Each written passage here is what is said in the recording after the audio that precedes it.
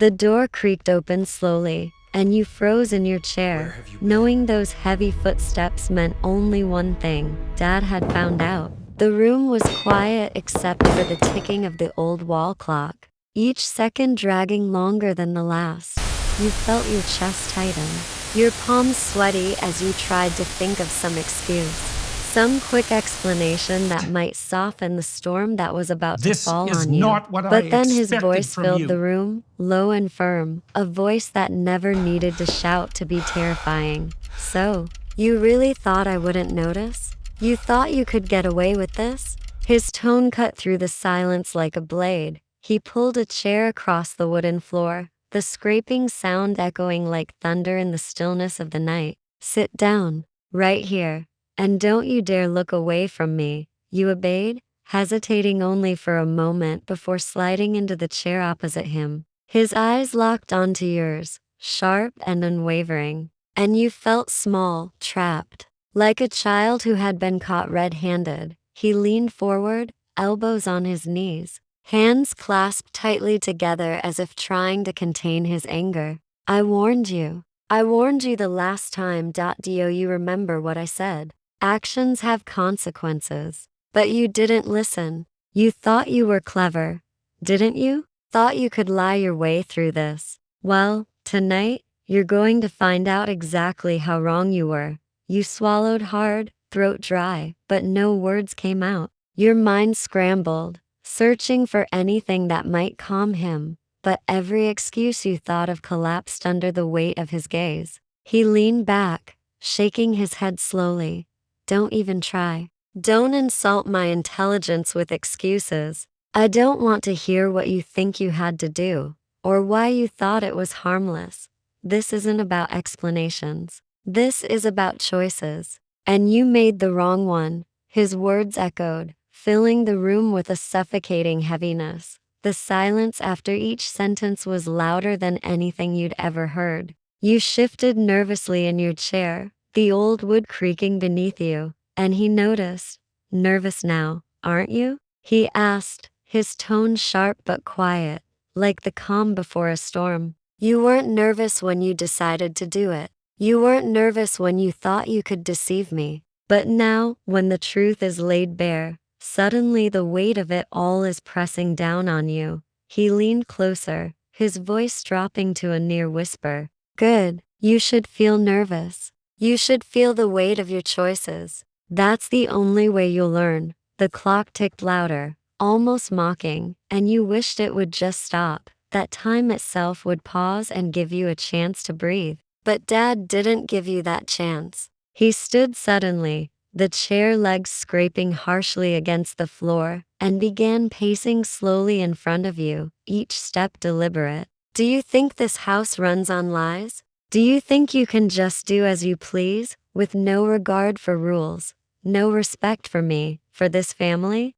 His voice rose slightly, not a shout, but firm enough to shake you to your core. Let me make one thing clear. Under my roof there is order, there is discipline, and there is respect. Break that order, disrespect this house, and you will face consequences. He stopped pacing and turned sharply, staring down at you. This isn't just about what you did. It's about who you are becoming. Every choice you make shapes you. And if you keep going down this path, where do you think you'll end up? Do you think life will forgive you as easily as I have in the past? Do you think the world is soft, that it will let you stumble and lie and sneak without consequences? He shook his head, disappointment thick in his voice. No, the world will break you, and I refuse to let that happen to my child. If I have to be the strictest father you'll ever know, then so be it. Your eyes burned with shame, but you couldn't look away. He had trapped you with his presence, his words slicing away every layer of defense you thought you had. He sat down again, leaning forward, his voice quieter now but no less intense. You need to understand something. I don't do this because I enjoy it. I don't sit here and lecture you for my own sake. I do this because if I let these mistakes slide, then one day you'll find yourself standing before someone who doesn't care. Someone who will punish you far worse than I ever could. That's why I'm hard on you. That's why I lay down the law. Because out there, he pointed toward the window, out there, the world doesn't forgive. And if you don't learn discipline here, you'll never survive out there. The words sank deep into your chest, heavy and undeniable. You wanted to protest, to tell him he was wrong, but you couldn't, because somewhere inside, you knew he was right. The mistakes you made were piling up, and each one was leading you further down a path you didn't want to walk. He saw that. He always saw more than you wanted him to, and now he was forcing you to face it. He leaned back, sighing, the weight of his own words pressing down on him too. You think I like this? You think I want to be the father who has to raise his voice, who has to play the villain? I don't, but I'd rather you hate me now and thank me later, than love me now and destroy yourself later. And if that means being strict, if that means laying down the law, then I'll do it every single time. His words lingered in the air, mixing with the steady ticking of the clock, until the room felt like it was holding its breath. You shifted again, guilt gnawing at your insides, and for a moment you thought you saw something soften in his eyes. But then he straightened his shoulders, regaining that firm edge. We're not finished. Not even close. Tonight, you're going to listen. Tonight, you're going to understand what it means to have rules, what it means to face consequences. You're going to walk out of this room different than you walked in. Because this house doesn't raise liars. This house doesn't raise quitters. And as long as I am your father, I will make sure you never forget that. His voice dropped to a whisper again, sharp enough to send shivers down your spine. This is only the beginning. The silence in the room grew heavier as you sat frozen under his stare. He rose again, the floor creaking with every deliberate step as he paced back and forth, his presence dominating the small space. Do you know what disappoints me most? He asked, his tone sharp but steady, each word like a nail hammered into the air. It isn't the mistake itself. Mistakes happen. We all stumble. What tears me apart is the lie, the decision you made to cover your tracks instead of facing the truth. His footsteps stopped suddenly, and you felt his eyes burn into you. Do you realize what that does? It breaks trust. And once trust is gone, rebuilding it is a mountain climb you'll regret for the rest of your life. He leaned down slightly, his face closer to yours now, his voice dropping to a chilling whisper. I trusted you, and you shattered that trust. You swallowed hard, your voice trembling as you finally tried to speak. I didn't mean to. His hand came down flat on the table with a loud smack that made you jump in your chair. Don't, he barked. Don't say you didn't mean it. You meant it enough to plan it, to hide it, to deceive. Intentions don't erase actions. Choices define character, not excuses. He straightened up again, breathing hard, as though trying to rein in his anger. This is why I'm strict with you. Because if I don't hold you accountable, who will? Do you think the world cares about your intentions? Out there, no one will care if you didn't mean it. Out there, consequences are brutal, and they don't wait for apologies. He circled behind you now, his voice carrying from over your shoulder. You could hear the disappointment laced with frustration, the kind that hurt more than anger. When I was your age, I had no safety net. I learned the hard way what happens when rules are broken, and I swore that if I ever had a child, they would never have to learn the way I did. That's why I am who I am. That's why I lay down the law. His hand rested on the back of your chair for a brief moment, firm, grounding, before he pulled it away. You might think I'm harsh. You might think I'm too strict. But one day, you'll understand. One day, you'll thank me for never letting you drift too far from the path. Your breathing quickened as you sat there, guilt tightening its grip. He noticed, and his tone softened just a fraction, though it was still laced with authority. Do you feel it now? The weight of your choices pressing down on you? Good. That discomfort you feel right now, that is the beginning of change. That is what will teach you more than any soft word ever could. He walked back in front of you, folding his arms across his chest. His eyes were dark, intense, and unyielding. You're not leaving this room until you understand. Tonight, I am going to drill it into you. Every word I speak is going to echo in your head until the next time you even think of lying. You'll remember this moment and stop yourself. The air grew heavier still, your chest rising and falling faster, the room closing in with the weight of his words. He took a deep breath, and then his tone shifted into something calmer but more piercing, a tone that demanded reflection. You're better than this. I know you are. That's why this hurts me so much. Because I see the potential in you. And then I see you throw it away for something so foolish. I see you lowering yourself, forgetting the values I've tried to instill in you. And I won't allow it. Not while I still have a say. He leaned closer again, his voice slow and deliberate. I will break through your stubbornness if that's what it takes. Because you need to learn now, before it's too late. He paused, letting the silence stretch long enough for you to squirm under the weight of it. The clock ticked loudly, each second echoing like a drumbeat in your ears. Finally, he spoke again. This isn't punishment for the sake of punishment. This is discipline. This is me holding a mirror in front of you and forcing you to see what you've become and who you could become if you don't change. His tone grew sharper once more, so listen closely. Because this lesson is not optional. You will take it with you. You will carry it, and it will change you. You felt your throat tighten, your chest heavy with shame, but you nodded slowly. His eyes narrowed. Good, because tonight is not just about regret. Tonight is about transformation. And transformation never comes without discomfort. You'll remember this night every time you're tempted to lie, every time you think of cutting corners. And you'll stop, because my voice will be there in your head, reminding you that I do not tolerate disrespect, I do not tolerate lies, and I do not tolerate weakness. His voice thundered with finality, making the air in the room vibrate.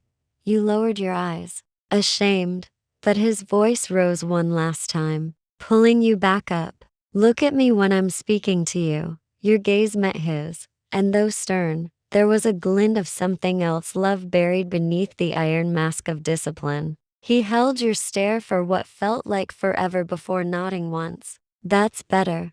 That's respect. Hold on to that feeling, because this conversation isn't over. Not by a long shot. I've only just begun to lay down the law. The room was still heavy with tension, but the edge of his anger slowly gave way to something quieter. Something that pierced even deeper than raised voices ever could. He sank back into his chair. His broad shoulders hunched slightly as though the weight of disappointment pressed down on him as hard as it pressed down on you. His hands folded together, and when he finally spoke again, his tone was low, steady, and firm, but no longer sharp with rage. You know, he began, eyes locked onto yours.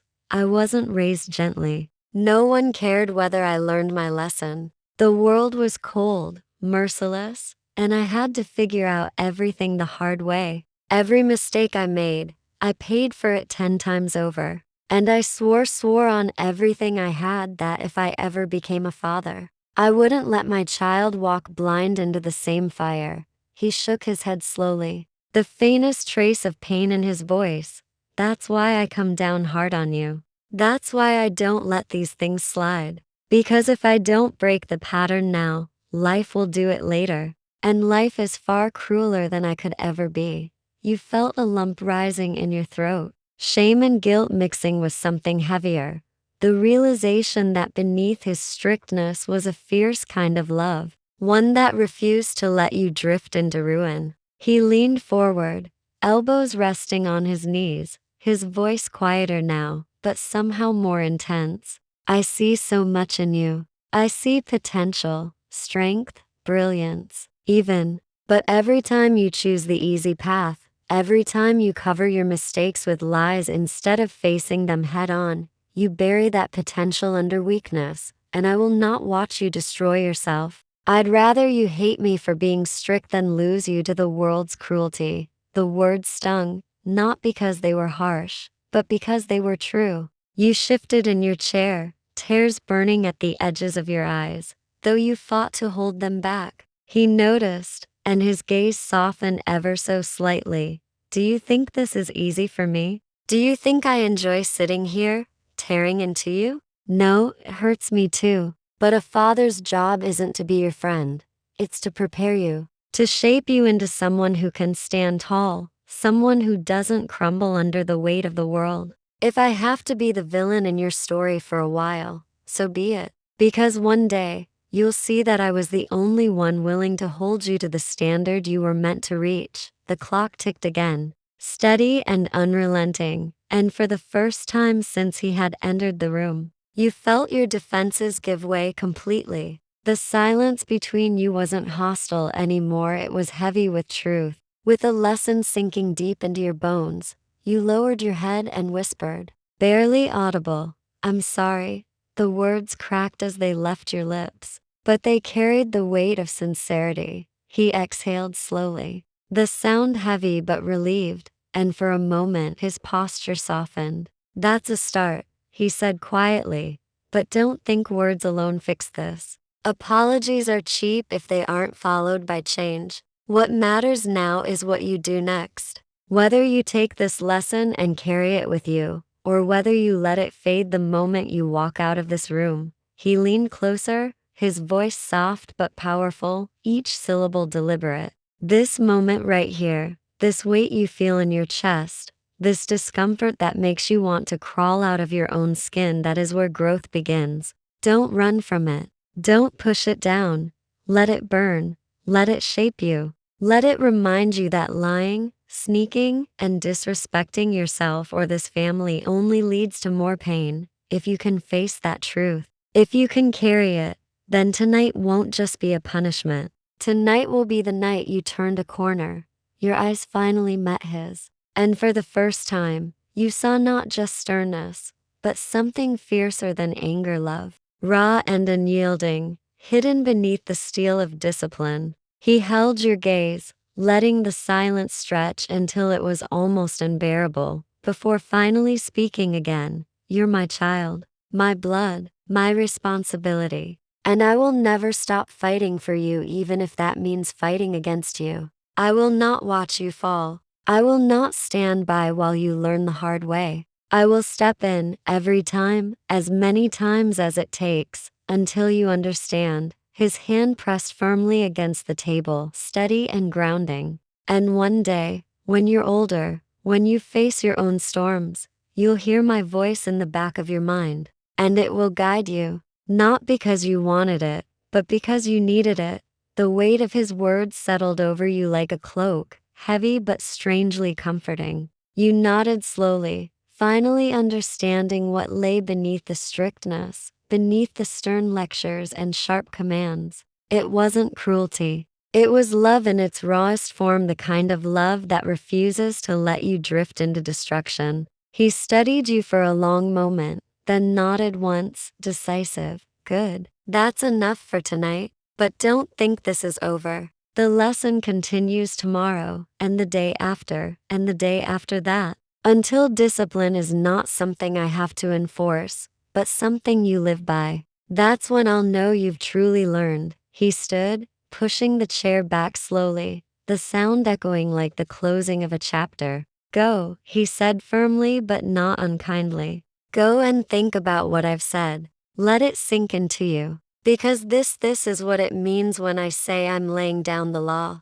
And my law is final. He stepped aside, allowing you to rise, but as you passed, his hand rested briefly on your shoulder, firm and steady. It wasn't a gesture of punishment anymore, it was a gesture of strength, of connection, of silent reassurance that despite the harsh words, despite the strictness, you were not alone. As you walked out of the room, the weight in your chest remained, but it was different now. Not just guilt, but determination. Not just shame, but resolve. His voice echoed in your mind, every word heavy with purpose, and you knew that this night would stay with you forever. Because for the first time, You truly understood what it meant when Dad laid down the law.